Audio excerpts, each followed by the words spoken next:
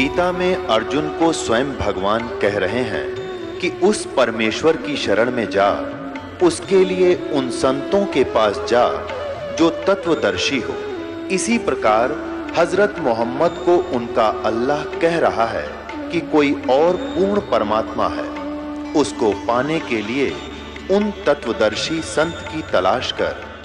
वो प्रभु कौन है, ये जानने के लिए कृपया अवश्य सुनिए जगत गुरु तत्वदर्शी संत रामपाल जी महाराज के अमृत वचन। तो क्या बताते हैं कि साध मिले सड़ साधी होंदी और विछड़ जा जलगीरी वे, अख दे नानक सुनो जहाना, ये मुश्किल हाल फकीरी वे। कि इसलिए ये भक्ति बड़ी कठिन बन गई है, बड़ी मुश्किल हो गई है फकीरी यानी भक्ति, क्योंकि इस ज्ञान के जानने वाले लोग नहीं हैं और मैं अकेला बताने वाला हूं, हजारों की संख्या में मिसगाइड करने वाले हैं। तो ये मुश्किल हाल फकीरी बन गई कि साध मिले सड़ साधी होंदी। ये वापस आते हैं जब मैं खुशी से फूला नहीं समाता हूं, और जब ये चले जाते हैं तो दिलगिरी वे यानी दुखी होता हूं कहीं इनको कोई मिसगाइड ना कर दे, मुश्किल से सिर चढ़ाए। तो यहाँ परमात्मा कहते हैं कि तुम नाचते गाते हो, बकवाद करते हो और 1 मिनट में बिजली गिर जाती है, खा कहिए नाचना गाना। तो ऐसा रहो जैसे नानक साहिब जी बताना चाहते हैं कि ना जाने काल की कर डारे और किसी भी ढल जा पासावे, और जिनाते सरते मौत खुड़क दी कि उन्हानु के हंसावे। और फिर दूसरी बात ये है, जैसे विद्यार्थी, ये एक विद्या केंद्र है पूरी पृथ्वी, और जिनको मानव शरीर प्राप्त है, ये ड्रेस अलग है अन्य प्राणियों से, आपकी कुत्ते से, गधे से, सुअर से, तो ये ड्रेस अलग है, तो इसका काम भी कोई और ही है। यदि वो पशु पक्षियों जैसे ही कर्म हम इस ड्रेस में करते हैं, ये पोशाक है, एक चोला है शरीर हमारा, तो फिर हम समझदार नहीं हैं, हमें पता ही नहीं है कि हम किस उद्देश्य को लेकर इसमें ड्रेस पहने हुए हैं। और जो आप विद्यार्थी हैं, मनुष्य शरीर प्राप्त प्राणी पूरी पृथ्वी पर, ये सभी विद्यार्थी हैं और इनको परमात्मा पाने वाली, आत्म कल्याण करवाने वाले इस विद्यालय में प्रवेश प्राप्त हो चुका है। आपके इतने अच्छे नंबर हैं, इतने अच्छे अंक हैं आपके। और जो बच्चा जिस भी ट्रेनिंग में प्रवेश किए हुए है और उस ट्रेनिंग को करता नहीं, विद्यालय के समय को विद्यार्थी जीवन में वो सिनेमा देखता है, शराब पीता है, बढ़िया भोजन खाता है और जो काम है उसको भूल गया, वो कर नहीं रहा है, तो वो बच्चा बाद में पछताता है। जैसे एक समय ये दास हरियाणा सरकार के अंदर जूनियर इंजीनियर सिविल के अंदर कार्यरत था, तो जहां हमारा कंस्ट्रक्शन वर्क चल रहा था, वहां पर रोड का भी कंस्ट्रक्शन वर्क चल रहा था, रोड का, सड़क का।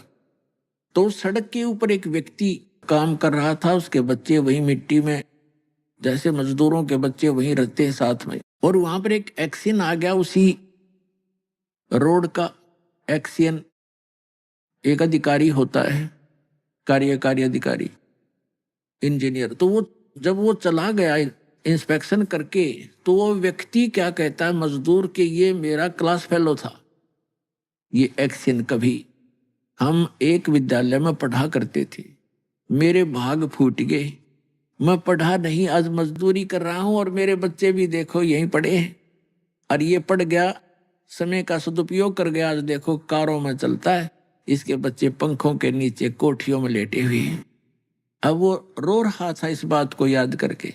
तो यहाँ परमात्मा आपको याद दिलाना चाहते हैं कि उस समय आप रोगे, पछताओगे, जब ये समय हाथ से छूट जाएगा मनुष्य जीवन का, तो इसी तरह पछताओगे।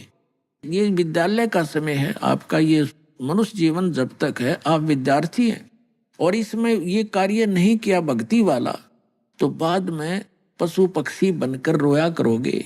गरीबदास जी कहते हैं, ये संसार समझदा नहीं, कहंदा श्याम दोपहरे नु, गरीबदास ये वक्त चाहता रोगे इस पैरे नु।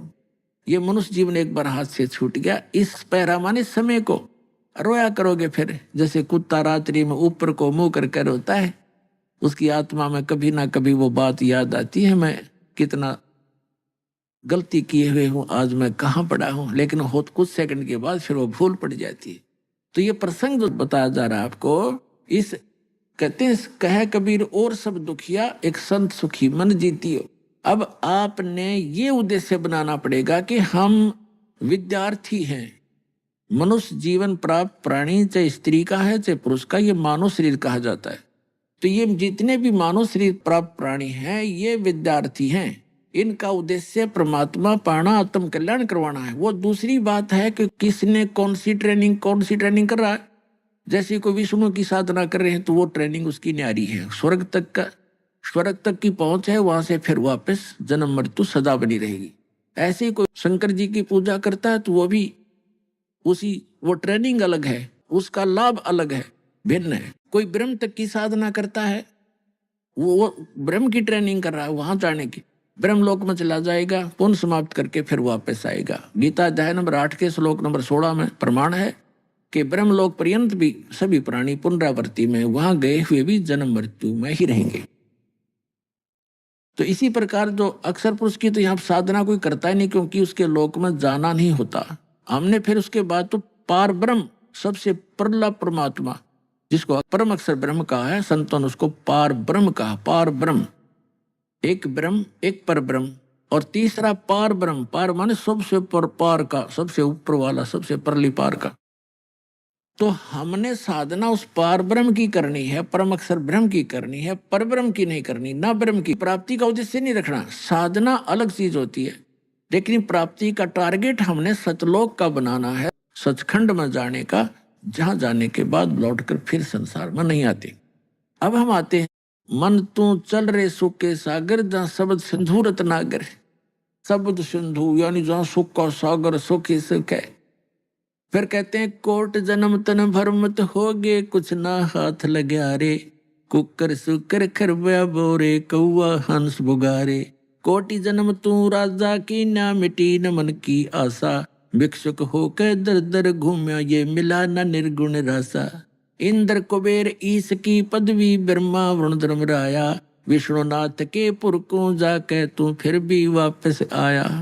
असंग जन्म तन मरत्या हो गे, जीवित क्यों न मरे रे, द्वादश दर महल मठ बोरे, बहुर ना दे धरे रे। फिर बताते हैं दोजक भिष्ट सभी तैं देखे, राजपाट के रसिया। दोजक भिष्ट सभी तैं देखे, राजपाट के रसिया, तीन लोक से तिरपत नाही, ये मन भोगी खसिया। सतगुरु मिले तो इच्छा मेटे, पद मिल पदे समाना, चल हंसा उस लोक पठाऊं, जो आदि अमर अस्थाना।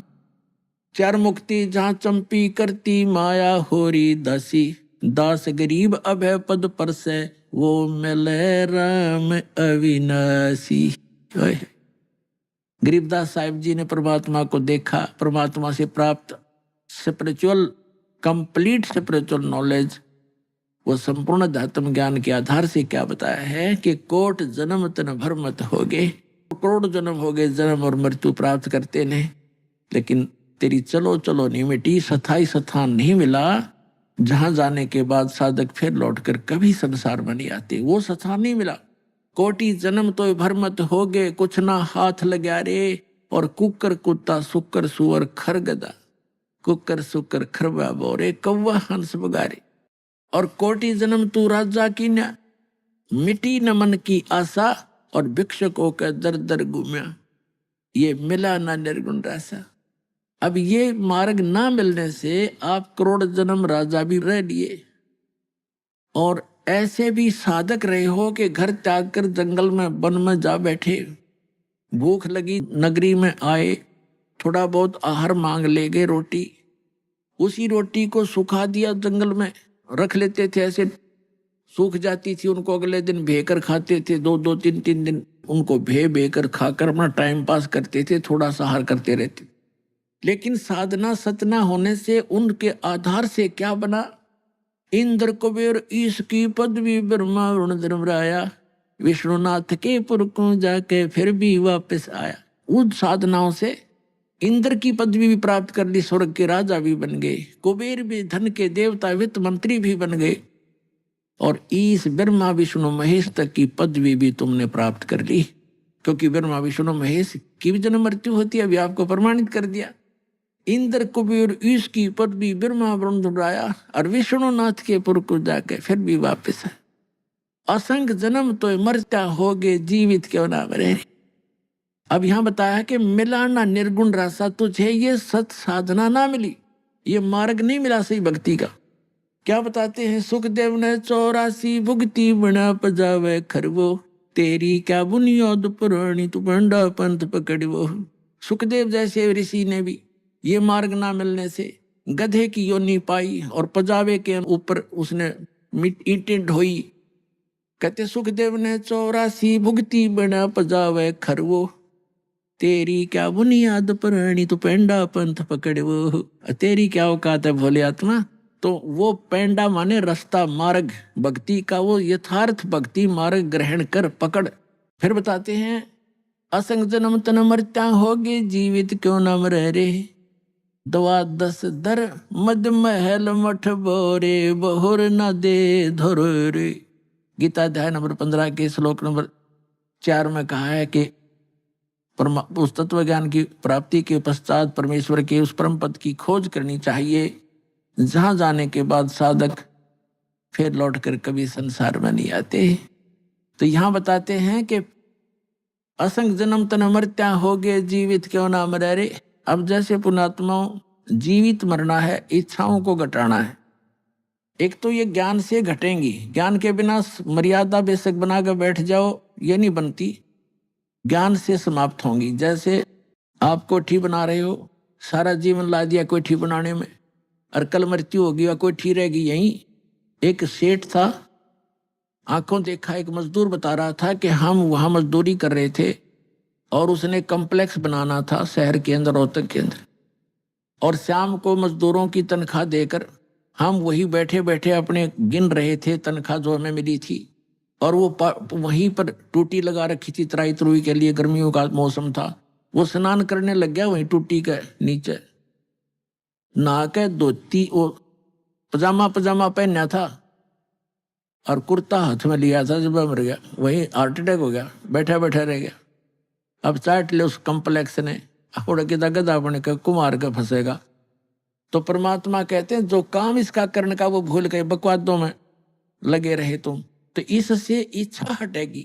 तो यहाँ परमात्मा आपको सतर्क करना चाहते हैं कि ये लोग ठीक नहीं, जिस काम में सारा जीवन तुम लगा रहे हो, ये काम केवल इतना ही नहीं है। अब प्राणी को यहाँ टाइम पास करने के लिए मकान भी चाहिए, से झोंपड़ी दे दाता, पर राम नाम बना रहे, भक्ति बनी रहे, या दूर ना हो। और भक्ति बनी रही तो आपको जो भी कोई आपदा, कोई आवश्यकता इस जीवन में पड़ेगी, भगवान आज्ञा दर देगा, ठाका जबरदस्ती दे देगा।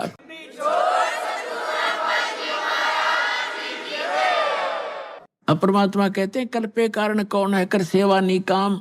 सेवा माने पूजा, के निष्काम भाव से भक्ति कर और मन इच्छा फल देऊंगा जब पड़े मेरे तक काम। जब तुझे मेरे सतर का काम होगा, तेरे प्राप्ति आओगी, मुझे नहीं दिखती। जैसे परमात्मा ने एक भूमिका करके दिखाई है, जुलाहे का काम करके झोपड़ी में रह करके, और दुष्ट लोगों ने झूठी अफवाह फैला दी, झूठे पत्र लिख दिए थे कि कबीर साहब भंडारा करेंगे। 18 लाख व्यक्ति आगे भंडारा खाने के लिए, और साथ में ये भी लिख दिया पर्चियों पर, चिट्ठियों पर, कि प्रत्येक भोजन के बाद सबको एक दोहर देगा। बहुत अच्छा कंबल होता था, कंबल टाइप दोहर, कंबल नहीं होते थे बल्कि दोहर ही ज्यादा प्रचलित थी उसमें, बहुत सुंदर महंगी। और एक असरफी, एक सोने की मोहर, आज तक 30,000 का होता है 10 ग्राम सोना, वो एक मोहर इतनी होती है 10 ग्राम की, कि वो दक्षिणा देगा। इस लालच में सारे तागे पृथ्वी के जितने साधु संत थे, नकली असली, और परमात्मा एक झोपड़ी में बैठे, शाम का भोजन है तो सुबह का अन्न नहीं होता, ऐसी स्थिति में 18 लाख व्यक्ति आगे। तो कहते हैं एक लीला की दाता ने, वो स्वयं ही हमारे को दृढ़ता लाने के लिए कि तुम भक्ति करना चाहो तो मैं बताऊं ऐसे करते रहो, और तुम्हारे ऊपर कोई भी ऐसी कोई दिक्कत आएगी, किसी भी सतर्कता में आगे खड़ा पाऊंगा। तो यहाँ परमात्मा ने दूसरा रूप बनाया केशव बंजारे का, और सतलोक में गए भगवान, वहां से 9 लाख बैलों के ऊपर, पहले बैलों के ऊपर ही ट्रांसपोर्टेशन होता था, ट्रांसपोर्ट का काम, गाड़ियां भी नहीं थी, जंगलों में से चलना होता था, बैलों के ऊपर जैसे गधे का बोरा होता है ऐसा डाला करते थे। तो उसमें कोई खांड भर ले जाता है, कोई बाजरा, कोई ज्वार, एक मंडी से दूसरी मंडी में ले जाते थे। तो ट्रांसपोर्ट का काम बैलों से होता था। उनको बंजारे बोलते थे, बिजनेसमैन, बनज करने वाले बंजारे। तो बंजारे का रूप बनाकर भगवान सतलोक में गए, सचखंड से 9 लाख बैल, और उनके ऊपर बड़े बड़ा पका पका जलेबी, कचौड़ी, पकौड़ी, दही, बड़े, सारा कुछ, जलेबी, हलवे, खीर, माठ भर भर दे रहे भगवान। और वहां चौप काशी के बाजार में लगा के टेंट, उनमें सारे कर दिए खाली, पाड़ की पाड़ में तो ढेर के ढेर पूरियों का, जलेबियों का, लाडुओं का बहुत महंगा पड़ा हुआ, और भंडारा शुरू कर दिया। और आप बैठे झोपड़ी में दूसरा रोल कर रहे। तो ये हमें उदाहरण दिया था कि कल्पे कारण कौन है, कर सेवा नहीं काम, मन इच्छा फल देऊंगा जब पड़े मेरे से काम। तो हम अगर सच्ची साधना, सच्चे मन से भगवान की भक्ति करेंगे और मर्यादा में रहते हुए, हमने घनी आवश्यकता नहीं, एक तो आवश्यकता हम खत्म करेंगे। जैसे हम भक्ति करेंगे तो भगवान हमारी आपदाओं को टालेगा। दूसरी बात यह है कि हम विवाह शादी में जो खर्च करते हैं बंद करना पड़ेगा, और ना ही ज्यादा संग्रह करने की नीति बनाओ, क्योंकि हमने सफर भी तय करना, सतलोक जाने वाले मार्ग पर हम चल पड़े। अब यात्री घना वजन उठाकर सफर तय नहीं कर सकता। कोठी भी बना लूं, बंगले भी बना लूं, फलाना भी कर दूं, नहीं। आवश्यक वस्तुएं अवश्य लो, बनाओ, अनावश्यक मत करो। रीति रिवाज खत्म करो जो यहाँ बेतुकी बना रखी है। एक लड़की का विवाह कर दिया, फिर उसको हमने बोझ न्यू मान लिया कि पहले तो यहाँ खर्चा गणा करें, लोग दिखावा करना पड़ा, देखम देखा, विवाह के अंदर गहने देने पड़े, कपड़े 40 अगलियां के, 20 पछलियां के, वे मतलब वो इधर उधर ठाए फिरते रहते। फिर कोई त्योहार आता है या कोई लड़की का लड़का हो गया, एक ब्याह और शुरू हो गया आजकल, नो के वो पी लिया, और फिर वो कुआ पूजना चाहिए, भगवान पूजे वो कुएं ने, कोई बात हुई है। तो इस तरह के जो सूचक बात आदि हैं, ये बेमतलब की परंपराएं हैं, ये खत्म करनी पड़ेंगी भगत ने। भगत ने जगत की तरफ देखना नहीं चाहिए। अगर जगत की तरफ भगत देखेगा तो सफर पर चल नहीं सकेगा। और परमात्मा कहते हैं कुल करने के कारण ये हंसा गया बिगो, और फिर यू कुल के कर लेगा जब तुम 4 पाया का हो। आज तो इस कुल के रिवाजों को देखकर भक्ति से दूर हो गया लोक लाज में आके। तो फिर परमात्मा कहते हैं यो कुल, ये तेरा जो खानदान है, जो तेरे मोहल्ले के लोग हैं, गांव के, ये फिर तुझे कैसे बचा देंगे जब तू 4 पाया का गधा बन के खड़ा हो गया, बैल बन के खड़ा हो जाएगा। तो यहाँ परमात्मा कहते हैं कुल करनी के कारण, कुल की परंपराओं के कारण हंसा गया बिगो, ये भक्त डगमग हो गया और छोड़ गया मार्ग को। तो तब कुल यू के कर लेगा जब तू 4 पाया का हो। तो इन सब बातों को याद करके हमने जगत को नहीं देखना, भगत ने भगत को ही देखना होता है, और परमात्मा के नियम का पालन करके आगे बढ़ना है। अब क्या बताते हैं, तो जग बहिष्ठ सभी तय देखे, राजपाट के रसिया, और 3 लोक से भीतर पतना ही यो मन भोगी खसिया। अब इस मन की ऐसी गंदी वृत्ति है। हमारे गांव का एक बहुत पुराने समय में एक्सीन बन गया, कार्यकारी अधिकारी इंजीनियर सिविल के अंदर, उसने 3 कोठी बना दी। अच्छा धन दान था, 2 लड़के थे, उसकी दुर्घटना होगी, दुर्घटना पैरालाइज होकर मरा। 3 कोठी बेटे 2। अब उस एक कोठी का ऊपर उन बेटियां का झगड़ा हो गया। एक एक तो उनकी थी, एक पर हो गया, एक ने उसका गोली मार दी, तो हो गया ना से खड़े, चाट ले उसको उठे ने, और आप गधा बने रहोगा कि तो यहाँ परमात्मा कहते हैं दो जग बहिष्ठ सभी तय देखे, नरक भी जा लिया, स्वर्ग में देवता भी बन लिया, यहाँ का राजा भी बन गया, राजपाट के रसिया, और 3 लोक से भी तरपत नाही ये मन भोगी खसिया। कोई एक सरपंच बन जाता है गांव का, तो उसकी नीयत ये रहती है कि चेयरमैन बनूं जब बात बने। अब चेयरमैन बन जाता है तो उसकी नीयत ये है कि अगली बार में एमएलए की टिकट मिले। एमएलए बनने के बाद भी संतुष्टि नहीं होती, ये बट नेचुरल है। वो जो चाहे कोई मिनिस्टर पोस्ट मिले, मंत्री पद मिले, जब कि मैं जी आवे, मंत्री बनने के बाद भी संतुष्टि नहीं है कि फिर भी पराधीन हूं, और मुख्यमंत्री बनूं तो बात बने। मुख्यमंत्री बनने के बाद फिर तगड़मबाजी शुरू होती है, प्रधानमंत्री बनूं जब जय जयकार हो।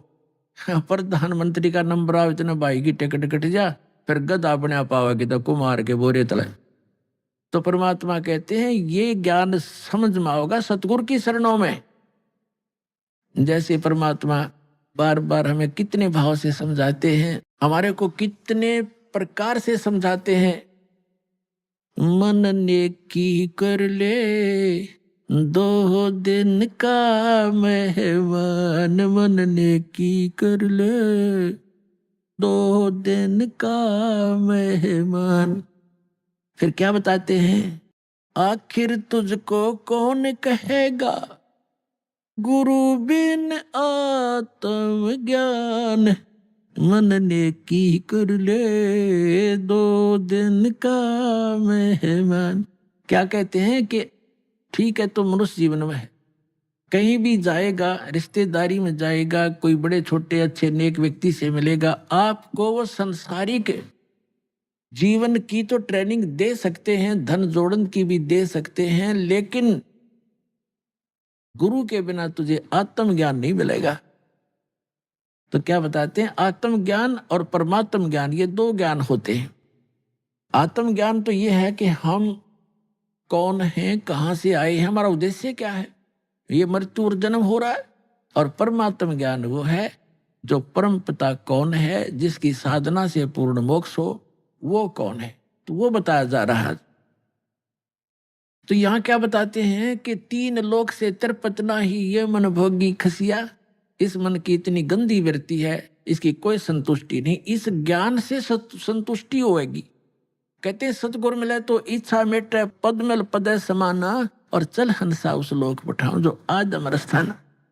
अब देखो ये है सूक्ष्म वेद, और सूक्ष्म वेद के जो गूढ़ शब्द हैं वो उस वेद से भी अधिक हैं जो हम वेद माना करते 4 वेद। इसमें क्या लिखा है कि सतगुरु मिले तो इच्छा मिटे।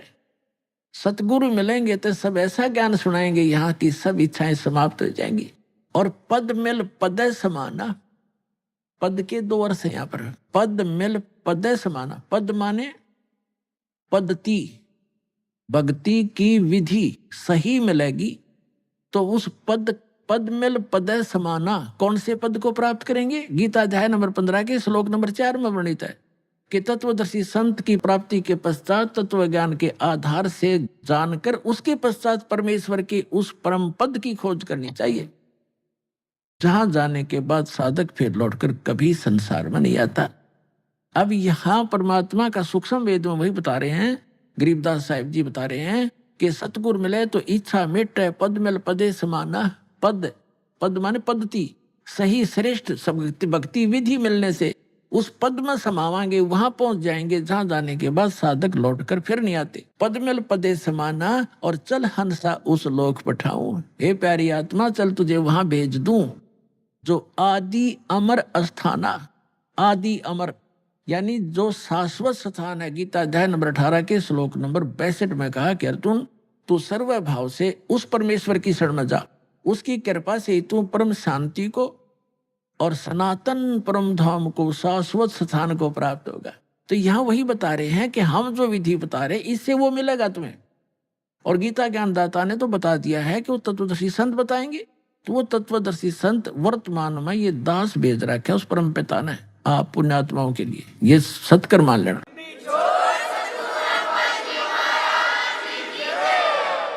अब क्या बताते हैं कि सतगुरु मिले तो इच्छा मिटे। कहते हैं सुरपति दुखिया भूपति दुखिया, रंग दुखी बपरीति हो, कह कबीर और सब दुखिया, एक संत सुखी मन जीती। अब संत मन जीती बना रहा है दास आपको, ये इच्छाएं हटेंगी, मन की वृत्ति चेंज होगी।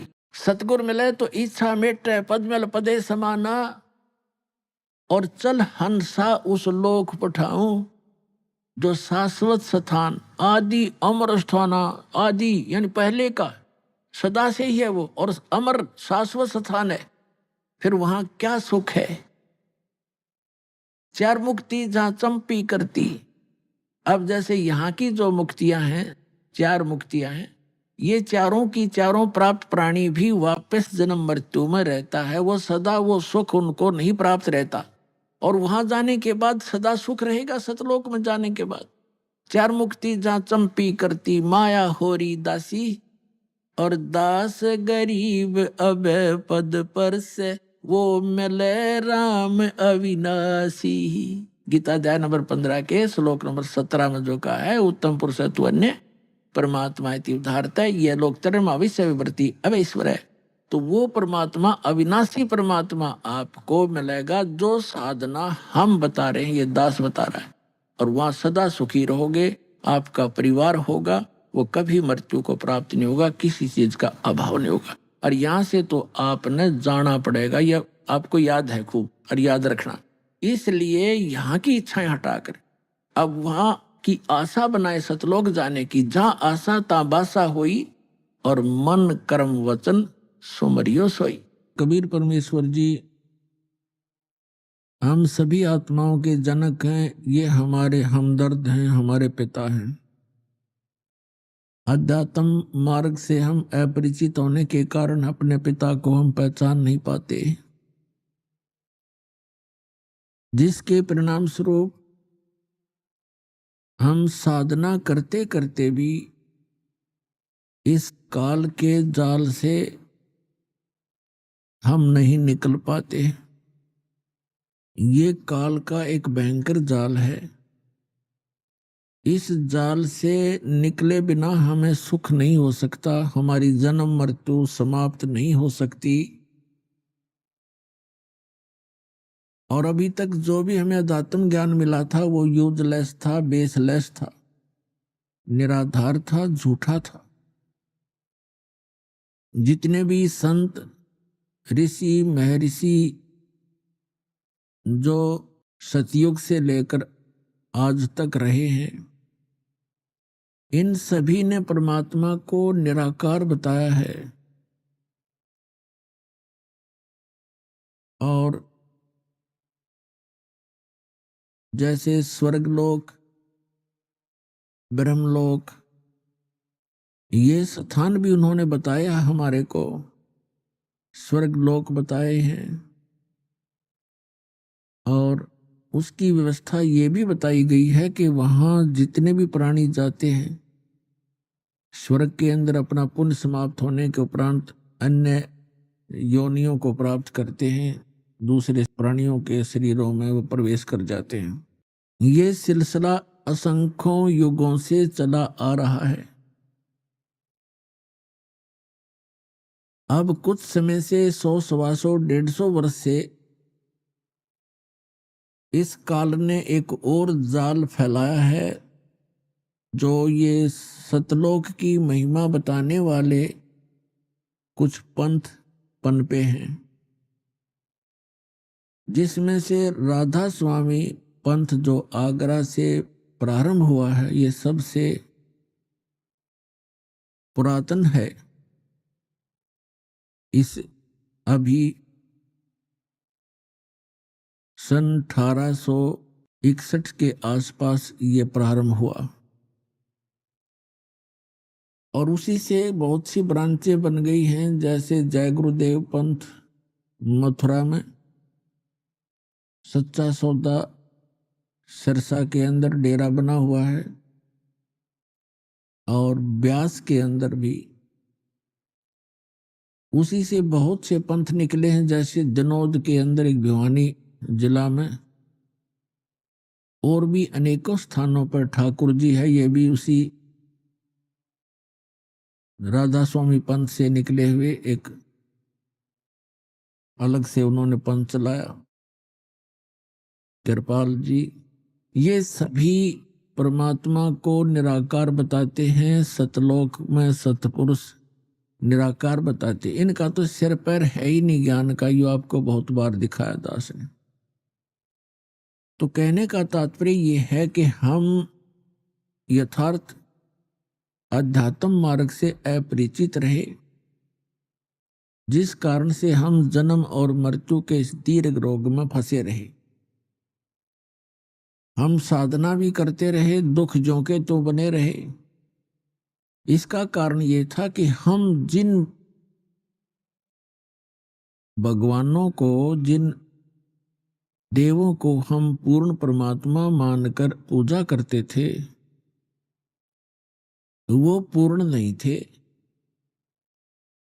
परमात्मा के गुणों में लिखा हुआ है कि परमात्मा मनुष्य के सभी दुखों का निवारण कर देते हैं, और इसी आधार से हम साधनाएं किया करते थे। इसलिए भक्ति करते थे कि आने वाले जीवन में हमारा परिवार सुखी रहे, हम भी सुखी रहें, हमारे ऊपर कोई आपदा ना आवे।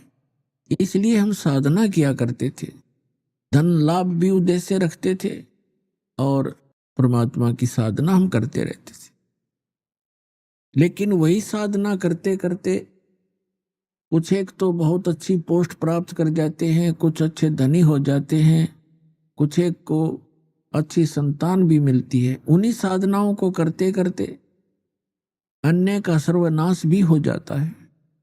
इसका कारण ये था कि जिन भगवानों को हम भगवान मानकर पूजा किया करते थे, जिन देवों को, उनसे कोई लाभ नहीं हो रहा था। वो पूर्व जन्म के संस्कार ही सबके फल रहे थे। जो पूर्व जन्म के पुण्यकर्मी प्राणी हैं, उनको उनके प्रारब्ध में, उनकी किस्मत में जो लिखा है, उनको वो मिलना ही होता है, चाहे वो भक्ति साधना करें या ना करें। तो उनको जो उसी साधना को करते करते अच्छे धनी भी हो जाते हैं, संतान भी नेक होती है और संसार के अंदर वो सुखी भी नजर आते हैं। तो उनके पूर्व जन्म के पुण्य थे, उन्हीं के आधार से उनको जो प्राप्त हुआ, वो भक्ति से उसका कोई लिंक नहीं था, क्योंकि उसी साधना को करते करते दूसरे उसी कुल के, उसी परिवार के सदस्य भी वही साधना कर रहे होते हैं और उनको इतनी हानि हो जाती है कि सोच भी नहीं सकते, क्योंकि उनके पुण्य नहीं थे। तो यही ज्ञान देने के लिए परमात्मा स्वयं आते हैं कि तुम जिन देवों की, जिन प्रभुओं की पूजा कर रहे हो, उनसे आपको वो लाभ नहीं हो सकता जो श्रीमद् भगवद गीता अध्याय नंबर 18 के श्लोक नंबर 62 में वर्णित है। गीता अध्याय 15 के श्लोक नंबर 4 में वर्णित है। उनमें कहा है कि हे अर्जुन, तू सर्वभाव से उस परमेश्वर की शरण में जा, उसकी कृपा से ही तू परम शांति को और सनातन परम धाम को प्राप्त होगा। तो यहां परमात्मा स्वयं आकर 600 वर्ष पहले ये ज्ञान करा कर गए थे। परमात्मा कहा करते कबीर जी, तीन देव की जो करते भक्ति, उनकी कदे ना होवे मुक्ति। गुण तीनों की भक्ति में ये भूल पड़ो संसारे, कहें कबीर निज नाम बिना कैसे उतरो पारे। तीन देव की जो करते भक्ति, उनकी कभू न होवे मुक्ति। वो तीन देव कौन कौन है?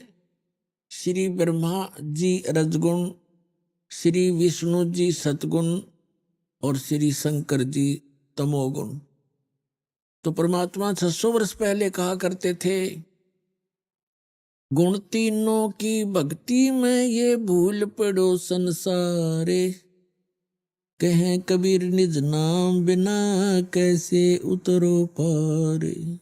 तीन देव की जो करते भक्ति, उनकी कदे ना होवे मुक्ति। पुण्यात्माओं, आज से लगभग 600-550 वर्ष पूर्व और भरे बाजार में सत्संग के अंदर प्रवचनों में ये कहना कि तीनों देवता ब्रह्मा विष्णु महेश की जो पूजा करते हैं, उनको कोई मोक्ष प्राप्त नहीं हो सकता, उनकी गति नहीं हो सकती। तो पुण्यात्माओं, ये बहुत ही कठिन कार्य था और परमात्मा ने ये 600 वर्ष पहले कहा, ये ज्ञान दिया। जिस कारण से परमात्मा का बहुत विरोध हुआ, कबीर परमेश्वर का। उनके साथ बहुत सी बदतमीजियां की गई, उनको जान से मारने की भी चेष्टा बार बार की गई, लेकिन वो समर्थ थे।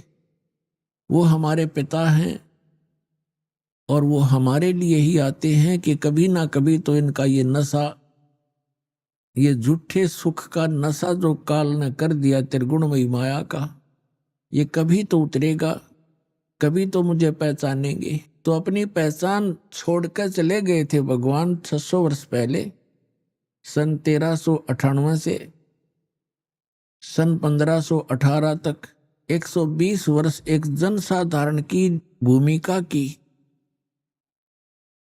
एक सिंपल जुलाहा बनकर, धानक बनकर रहे भगवान। और उसी बनारस की कुटिया से असंख्य ब्रह्मांडों का संचालन भी कर रहे थे, प्रत्येक प्राणी की वो सुरक्षा व्यवस्था भी कर रहे थे। अपने आत्मा परमात्मा ने 600 वर्ष पहले कहा था कि 3 देव की जो करते भक्ति, उनकी कबू ना होवे मुक्ति। तुम कौन राम का जपते जापम, तात कटे ना तीनू तापम। परमात्मा कहा करते, तुम किस भगवान की भक्ति कर रहे हो, किसका मंत्र जाप कर रहे हो, उन भगवानों से तुम्हारा कोई 3 ताप का जो कष्ट है वो भी दूर नहीं हो सकता। आज आपको प्रमाणित करते हैं कि हमारे सदग्रंथ भी यही प्रमाण करते रहे। श्रीमद् भगवत गीता अध्याय नंबर 7 के श्लोक नंबर 12 से लेकर 15 में ये स्पष्ट किया है कि 3 देव, श्री ब्रह्मा जी रजगुण, श्री विष्णु जी सतगुण और श्री शिव जी तमगुण की जो साधना भक्ति करते हैं, उनको कोई लाभ नहीं होता। इसके विपरीत श्रीमद् भगवत गीता में कहा कि इन तीनों गुणों पर आधारित, तीनों गुणों रजगुण ब्रह्मा सतगुण विष्णु तमगुण शिव जी की साधना से मिलने वाले लाभ पर अक्षणिक लाभ है। इसके ऊपर जिनकी बुद्धि सेट हो गई है और किसी की बात सुनने को तैयार नहीं है, उनको कहा है राक्षस स्वभाव को धारण किए वे मनुष्यों में नीच और दूषित कर्म करने वाले मूर्ख। गीता ज्ञानदाता कहता है मेरी भक्ति भी नहीं करते। अपने आत्मा अध्यात्म मार्ग से हम दूर घने हो गए और अज्ञान हमने ज्यादा ग्रहण कर रखा है। इसलिए प्रथम बार ये वचन कोई सुनता है तो उसको बहुत ज्यादा दुख होता है, मचल जाती है आत्मा, क्योंकि हम श्री विष्णु श्री शंकर जी इनके रंग में बहुत ज्यादा रंगे हुए हैं। और जब सच्चाई सुनते हैं, एक बार कड़वी अवश्य लगती है, लेकिन कुछ दिनों के बाद वो मीठी हो जाती, क्योंकि उस अज्ञान से हमारी आत्मा में निर्मलता समाप्त हुई। और जब सच्चाई प्रारंभ होती है तो आत्मा एकदम उसके विपरीत सोचती है, सटराई करती है। लेकिन सच्चाई के अंदर इतना दम होता है, वो अपना स्थान बनाकर ही रहती है। जब दास ने यह सत्संग शुरू किए, इतना विरोध हुआ। एक बार तो ऐसा लगा कि परमात्मा आपका ज्ञान आपके बच्चों तक कैसे पहुंच पाएगा। कदम कदम पर विरोध हो रहा है। किसी भी वर्ग में देखिएगा, सभी ये कहने लगे कि रामपाल तो निंदा करता है। लेकिन इस दास को पता था कि निंदा नहीं, एक परोपकार कर रहा हूं। जैसे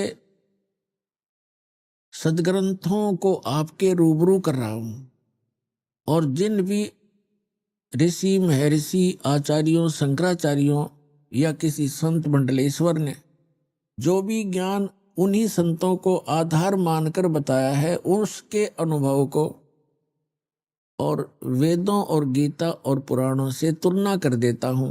मेरा सिर्फ इतना सा काम है कि हमारे सदग्रंथ सत्य है, इसके विरुद्ध जो जिसका ज्ञान है वो असत्य है, शास्त्र विधि त्याग कर मनमाना आचरण है, वो यूजलेस है, व्यर्थ। इसको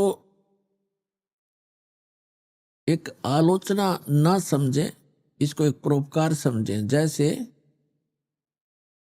ये कई शरारती व्यक्ति, कुछ असामाजिक तत्व नकली नोट छाप देते हैं 500 और 1000 रुपए के। जब सरकार को पता चलता है तो वो क्या करते हैं, ओरिजिनल और डुप्लीकेट दोनों साथ साथ दिखाते हैं समाचार पत्रों में, मीडिया और इलेक्ट्रॉनिक मीडिया टीवी चैनलों पर, और वो बताते हैं कि देखो ओरिजिनल में ये वस्तु है और डुप्लीकेट ये ऐसा है, इसमें ये नहीं है, ये त्रुटि है। तो कोई ये कहे कि सरकार आलोचना कर रही है दूसरों के नोटों को, तो जची नहीं बात। ठीक इसी प्रकार वो सरकार एक बहुत बड़ी परोपकार कर रही है, नहीं तो लाखों लोग लुट जाते। तो यही उद्देश्य दास का है कि आपके ओरिजिनल और डुप्लीकेट ज्ञान को दोनों को रूबरू कर रहा हूं, और इससे आपको पहचान होगी सत्य और असत्य की, आपका जीवन नाश होने से बच जाएगा। तो इसका परिणाम अब अच्छा निकल रहा है। अब आपको दिखाते हैं श्रीमद् भगवद गीता, ये एक अनमोल ग्रंथ है, ये चारों वेदों का इसके अंदर सारांश है, और इसके अंदर बहुत ही सिस्टेमेटिकली ज्ञान दिया हुआ है, तरतीब वाइज दिया हुआ ज्ञान है। लेकिन हमारे धर्मगुरु हमारे अध्यात्म मार्ग के इन ग्रंथों को, आध्यात्मिक ग्रंथों को, सदग्रंथों को समझ नहीं सके, जिस कारण से ये हमें लोक वेद सुनाते रहे। लोक वेद का अर्थ होता है दंत कथा, अक्षेत्रीय ज्ञान। लोक वेद, अक्षेत्रीय ज्ञान, दंत कथा, सुना सुनाया ज्ञान एक दूसरे से जो सत्य ना हो, उसको लोक वेद कहते। कबीर परमेश्वर जी कहते हैं, पीछे लाग्या जाऊं था मैं लोक वेद के साथ, और रस्ते में सतगुरु मिल गए, दीपक दे दिया हाथ। जैसे परमात्मा हमारे को समझाने के लिए अपने ऊपर ही वो सब उदाहरण कोड करते हैं, एग्जाम्पल कोड करते हैं, उदाहरण लगाते हैं। क्या बताना चाहते हैं परमात्मा के पहले में लोक वेद यानी सुने सुनाए अपने धर्म मजहब अक्षेत्र में जो भी साधनाएं पूजाएं चल रही थी, उस लोक वेद के आधार से भक्ति कर रहा था। फिर सतगुरु मिल गए जिसने तत्व ज्ञान रूपी टॉर्च दीपक हमें दे दिया। अब उस तत्व ज्ञान रूपी टॉर्च यानी दीपक की रोशनी में अब हम भटक नहीं सकते, हम सीधे रास्ते चलेंगे जो मालिक ने बताया है। आइए अब हम उन श्रद्धालुओं के अनुभव जानते हैं जो जगत गुरु तत्वदर्शी संत रामपाल जी महाराज जी से दीक्षा प्राप्त कर चुके हैं तथा उनके द्वारा बताए गए भक्ति मार्ग पर चल रहे हैं। नमस्कार सर। नमस्कार सर। सर क्या नाम है आपका? मेरा नाम नीलमणि दास है। मैं जांजगीर चांपा छत्तीसगढ़ का रहने वाला हूं और अभी फ़िलहाल गुड़गांव में एक यूएक्स डिज़ाइनर की पोजीशन पे कार्यरत हूं। सर संत रामपाल जी महाराज से नाम दीक्षा आपने कब ली? मैंने संत रामपाल जी महाराज से नाम दीक्षा 20 मई 2014 को ली थी। सर संत रामपाल जी महाराज से नाम दीक्षा लेने से पहले क्या आप कोई भक्ति साधना भी करते थे? जी सर, मैं आशाराम से जुड़ा हुआ था। आशाराम जी की भक्ति करता था। ऑलमोस्ट मुझे 6 साल हो गए थे उनकी भक्ति करते करते, और उनकी भक्ति करते करते कुछ खास वैसे तो लाभ नहीं हुआ था, बट थोड़ी बहुत जो बुराइयां थी मेरे अंदर में वो छूट गई थी, मगर ऐसा कुछ एडवांस लेवल पे कुछ लाभ नहीं हुआ था सर जी। तो फिर क्या कारण बना कि आप संत रामपाल जी महाराज की शरण में आए? जी मैं एक साइंस का विद्यार्थी हूँ सर। मैं मतलब आईआईटी बॉम्बे में मैंने पढ़ाई भी की है, तो मेरे भैया पहले ही संत रामपाल जी महाराज से नाम दीक्षा ले चुके थे। तो उनके साथ मैंने बहुत आर्ग्यूमेंट किया कि भैया ये क्या हो सकता है, मतलब इंसान कैसे भगवान का रूप का दर्जा मिल सकता है किसी को। तो मैंने बहुत आर्ग्यूमेंट किया। मैं आसाराम जी की पॉइंट ऑफ उनके टाइम पे भी मैंने बहुत आर्ग्यूमेंट किया था कि नहीं, साइंस से बड़ा तो कुछ है ही नहीं, मतलब विज्ञान ही है सब कुछ गॉड का एग्जिस्टेंस आप ऐसे किसी आदमी को नहीं बता सकते। लेकिन जब उनसे बहुत डिस्कशन चला मेरा, संत रामपाल जी महाराज के मैं आश्रम गया। मैं आश्रम जाने के दौरान मुझे ये लगा कि ये तो बिल्कुल अलग जगह है। यहाँ पे लोगों को मुफ्त में खाना सोने का व्यवस्था, क्योंकि आशाराम के पास में मैं जा चुका था, वहाँ पे पैसे से आपको दिया जाता था, मतलब आप पैसे कूपन कटाओ और उसके बाद में आपको दाल चावल मिलती थी। वहाँ पे इतना कोई व्यवस्था नहीं था। बड़े जो पैसे वाले हैं उनको आगे बैठाया दिया जाता था, हम लोग बहुत पीछे बैठते थे और कहीं से दूर में तो छोटी मोटी झलकी मिलती थी आशाराम जी की। लेकिन यहाँ पे देख रहा हूँ सारे लोग आके आराम से परमात्मा आशीर्वाद दे रहे हैं। और उसी दौरान पे मुझे थोड़ा सा मन में तो कहीं विचार हुआ, नहीं यार, मैंने कहीं और भी भक्ति की है तो यहाँ पे भी आकर एक कोशिश की जाए। संत रामपाल जी महाराज से मैंने नाम उपदेश लिया, संत रामपाल जी महाराज ने आशीर्वाद भी दिया। और मुझे सबसे एक आश्चर्य बात और लगी सर कि आप किसी भी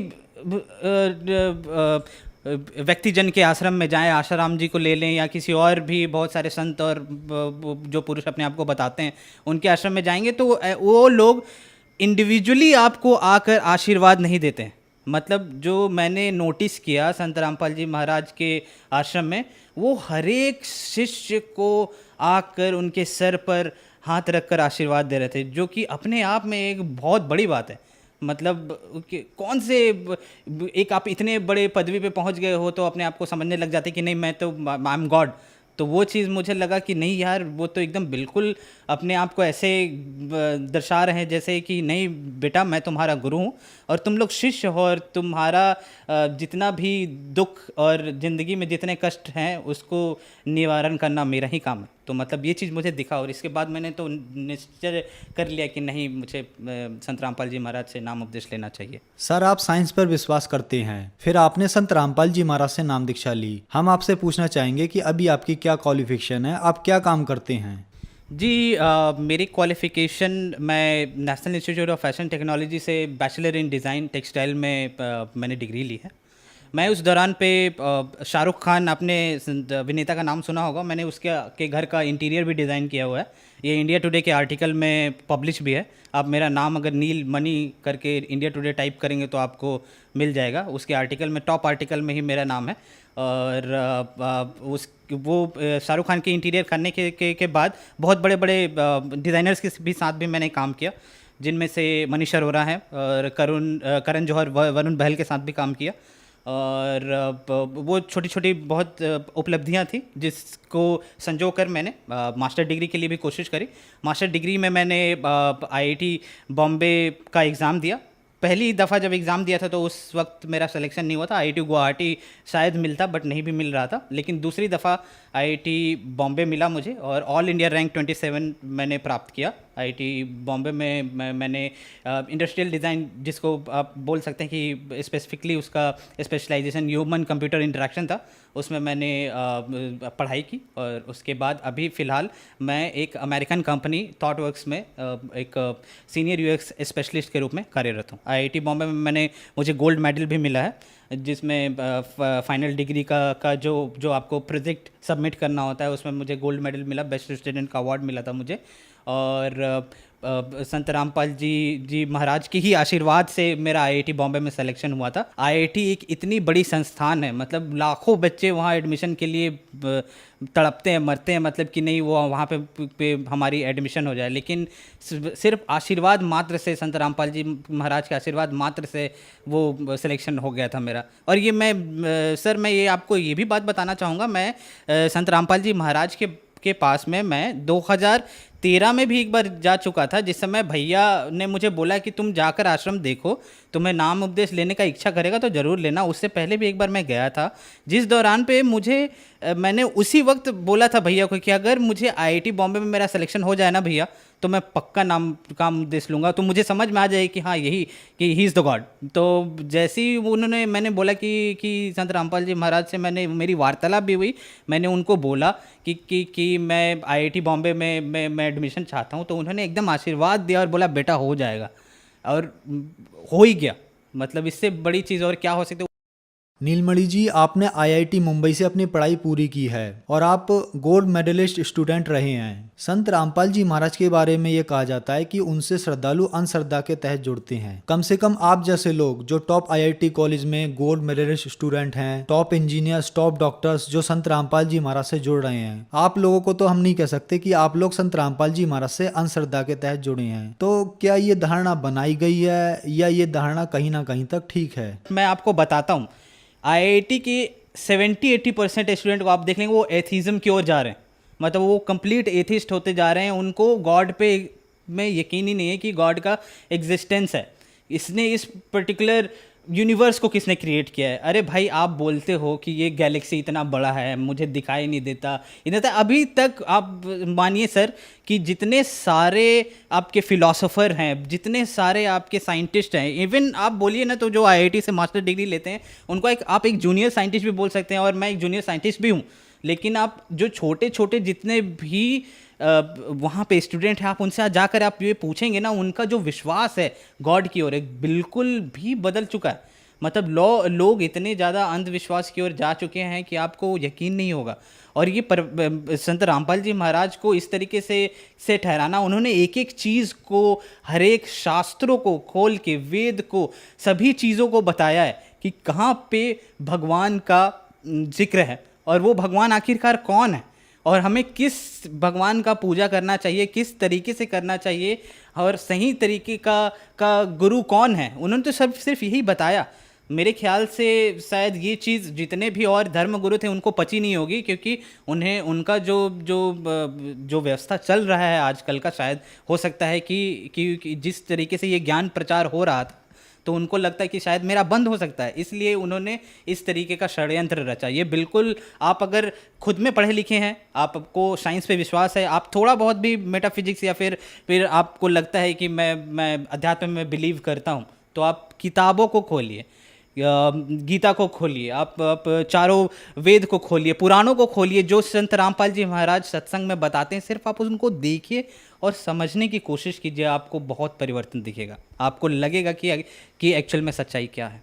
नीलमणि जी, आप हाईली एजुकेटेड पर्सन हैं, आप इन बातों को अच्छी तरीके से जानते हैं। लोग तीर्थों पर जाते हैं, गुरु बनाते हैं, भगवानों की पूजा करते हैं, टॉप इंडिया के हॉस्पिटल और विदेशों के भी हॉस्पिटल कह देते हैं कि आपकी बीमारी लाइलाज है, ये ठीक नहीं हो सकती। प्रूफ के तौर पर वो अपनी रिपोर्ट्स भी दिखाते हैं, और संत रामपाल जी महाराज उन बीमारियों को ठीक कर देते हैं। क्या कारण है? मुझे लगता है कि जो आजकल देखिए, बहुत सारे ऐसी बीमारियां होती हैं जिनको डॉक्टर भी बोल देते हैं कि ये मेरे से पॉसिबल नहीं है, ये ठीक नहीं हो सकता। मैं अपना ही एग्जांपल आपको बताता हूँ। मतलब मैं खुद भी ब्रोंकाइटिस का पेशेंट रह चुका हूँ, इन्हेलर था मेरे पास में, मैंने बहुत सारे डॉक्टर्स के पास गया हूँ जिस दौरान मैं अपने बैचलर डिग्री कर रहा था उस समय, और दिल्ली में पॉल्यूशन बहुत बढ़ा हुआ था, तो उस समय सांस लेने में बहुत तकलीफ़ होती थी। तो मुझे कहीं ना कहीं लगा, और भैया से भी मैंने पूछा कि क्या करना चाहिए। तो डॉक्टर के पास तो जा ही रहे थे, लेकिन मैंने सोचा एक बार अरदास लगा कर देखें संत रामपाल जी महाराज से क्या होगा। जब अरदास लगाई तो एकदम से गायब हो गया। आज की डेट में मैं बता रहा हूँ आपको कि मतलब ऐसे बीमारी छू मंतर हुई, जो डॉक्टर बोल रहे थे कि टाइम लगेगा, आपको इनहेलर ले लो और अलग अलग तरीके के टैबलेट्स दे रहे थे। आज जब संत रामपाल जी महाराज की इतनी दया हुई है कि मुझे तो दवाई हाथ लगाना ही नहीं पड़ता। संत रामपाल जी महाराज सिर्फ आपको मंत्र देते हैं, वो मंत्र और साधना को आप सही तरीके से जब करने लग जाएंगे तो ऑटोमेटिकली आपकी जो जितनी भी बीमारियां हैं धीरे धीरे करके ठीक हो जाएंगे। और मेरे बहुत सारे ऐसे मित्र हैं सर जो आईआईटी में पढ़े हैं, और वो भी मतलब ऐसे अगरबत्ती वगैरह दिखाते थे, और मैं साथ ही साथ मैं अपना नित्य नियम किया करता था संत रामपाल जी महाराज का। तो वो लोग, उनको आश्चर्य होता था कि ये कौन सी पूजा की विधि है जिसमें कुछ जलाना नहीं पड़ता, कुछ करना नहीं पड़ता, एक आपने बस जोत जला ला दिया है, उसके बाद में आप बस उसको पाठ कर रहे हो, ये क्या है? तो मैं उसी तरीके से उनको समझाने की कोशिश करता, ये जो आप कर रहे हो ये बिल्कुल आडंबर है, ये कहीं लिखा ही नहीं हुआ है। आप मुझे बताओ गीता में कहाँ लिखा हुआ है, किसी वेद में बताओ, पुराण में बताओ। और मैं यकीन मानिए, मैं जिस लड़के के साथ में आईआईटी रूममेट में था, मेरा जो रूममेट था वो रैंक 1 होल्डर था, मतलब ऑल इंडिया रैंक 1। तो वो बहुत बड़ी बात होती है। मतलब वैसे लोगों के भी लोगों में आपको इतनी अंधविश्वास दिखेगी ना, जो कि मतलब जिसको देखा समझा ही नहीं जा सकता। तो मैं कहूँगा कि कम से कम आप संत रामपाल जी महाराज की जो पूजा विधि साधना है उसको समझिए, और जो उन्होंने गीता और वेद शास्त्र पुराण में जो बताए हैं, कम से कम उनको फॉलो कीजिए, देखिए, सत्संग सुनिए, तो आपको समझ आ जाएगा। सर, आप साइंटिस्ट हैं, हम आपसे पूछना चाहेंगे कि संत रामपाल जी महाराज के नामदान सेंटर पूरे इंडिया के साथ साथ विदेशों में भी खुले हुए हैं। संत रामपाल जी महाराज टीवी के माध्यम से नाम दीक्षा देते हैं, तो सर ये कैसे पॉसिबल हो रहा है? एक संत इतनी दूर बैठकर अपने श्रद्धालुओं को सभी लाभ, उनकी बीमारियां एक मंत्र देकर ठीक कर रहे हैं। मैं तो सर सबसे पहले मैं आपको ये बोलना चाहूँगा कि आपने उनको संत बोलकर, मतलब वो गॉड हैं। मतलब आपको अगर यकीन नहीं होगा, वो गॉड है, साक्षात कबीर साहब हैं। मतलब मैंने लाइफ में बहुत परिवर्तन देखा आपने, मतलब इतनी पढ़ाई किया, ये किया, वो किया, बहुत सारे डिस्कशंस हुए हैं। मतलब मैं झारखंड टॉपर रह चुका हूँ, गोल्ड मेडल जीता है मैंने मैथमेटिक्स में। इन सब का क्या है? ये सब कुछ नहीं है सर, मैं बता रहा हूँ आपको। 2.5-3 लाख रुपए तो सैलरी है आज मेरी महीने की। मतलब वो जो भी हो चुका हो सका है, वो सब सिर्फ और सिर्फ संत रामपाल जी महाराज की वजह से हो सका है। जो भी व्यक्ति इस बात को अगर बोलता है कि मतलब मैं साइंस हूँ और मैं आपको चैलेंज कर सकता हूँ, मैं बता रहा हूँ आपको, आप एक बार उनका सत्संग बस सुनकर देखिए, वो साक्षात भगवान है। उन्होंने ये पूरा का पूरा, मतलब वो कितने सारे जो भक्तजन हैं, जितने शिष्य हैं उनका हर एक लाइलाज बीमारी ठीक हो जा रही है। और मैं बता रहा हूँ आपको सर, मैंने तो गुरु जी को, संत रामपाल जी महाराज को उस वक्त देखा था, लेकिन जो भक्त आज जिन्होंने नामदान लिया है उनको इतना लाभ मिला है, आप यकीन नहीं मानिएगा। मतलब ऐसे ऐसे लोगों की मैंने शिष्यों की मैंने गाथा सुनी है, जिन्होंने बताया कि मेरा पथरी ठीक हो गया, मेरी ब्रोंकाइटिस थी वो ठीक हो गया, मुझे कैंसर का बीमारी था वो ठीक हो गया। ये सब सारी चीज़ें आप देखोगे तो आपको यकीन आ जाएगा कि ये संत नहीं है जिसको आप संत बोल रहे हैं। कबीर साहब भी इसी तरीके से आए थे, उनको भी इसी तरीके से डिस्कार्ड कर दिया गया था, अवॉइड कर दिया गया था। आप उत्तर प्रदेश में भी जाओगे तो मंदिरों के ऊपर में भी इस तरीके से मतलब उनका जिक्र किया था। उनको बस कवि के रूप में ही देखा जाता है, उनको एक भगवान का दर्जा दिया ही नहीं गया। मैं बोल रहा हूँ एक छात्र होने के नाते कि कम से कम आप उनको भगवान नहीं मानते तो कम से कम उनकी बातों को तो सुनो। आप न्यूटन का लॉ पढ़ते हो, आप किसी गैलीलियो की बातों को सुनते हो, उनको तो समझते हो ना, उनकी बातों को तो मानते हो। आइंस्टाइन ने जो बोला उनकी बातों को मानते हो ना कि E=mc² होता है, इसको मान लेता हूँ मैं। एक बार मान कर तो देखो कि संत रामपाल जी महाराज क्या बोल रहे हैं। नीलमणि जी, जो श्रद्धालु आज आपको टीवी पर देख रहे हैं, खास करके वो युवा जो आज अपने आप को एथिस्ट यानी नास्तिक कहने पर गर्व महसूस करते हैं, उनके लिए आप क्या कहना चाहेंगे? आजकल के बच्चों को क्या कहा जाए सर, मतलब उनका पता ही नहीं क्या फिलॉसफी हो गया है, क्या थॉट प्रोसेस हो गया है। भगवान पे विश्वास नहीं, शायद माता पिता का इज्जत करना भी भूल चुके हैं। मतलब मोबाइल फ़ोन में चिपके रहना, टिकटॉक पे वीडियोस बनाना, ये सब ऐसी चीज़ें जो शायद यही चीज़ समाज की कुरीतियाँ आपकी ठीक हो जाएंगी। आप एक बार आकर देखो, संत रामपाल जी महाराज के आश्रम आओ। सर मैं आपसे बस इतना कहना चाहूँगा, संत रामपाल जी महाराज का सत्संग सुनो, चैनल पर सत्संग आता है, पीली पट्टी चलती है नीचे पर, उन पे फ़ोन नंबर दिए होते हैं, आप उन पे कांटेक्ट करो, कॉल करो, आपको आसपास के नामदान सेंटर का पता भी चल जाएगा और वहाँ से जाकर भी नाम उपदेश ले सकते हो। जब उनका ज्ञान समझ आएगा तो आप उस फ़ोन नंबर पे कांटेक्ट करके निःशुल्क पुस्तक भी मंगवा सकते हैं। पुस्तक को पढ़िए, पूरा का पूरा मिलान कीजिए बुक बाय बुक, जब आपको समझ आ जाए तो आप नाम उपदेश ले सकते हैं। धन्यवाद जी। सत साहेब।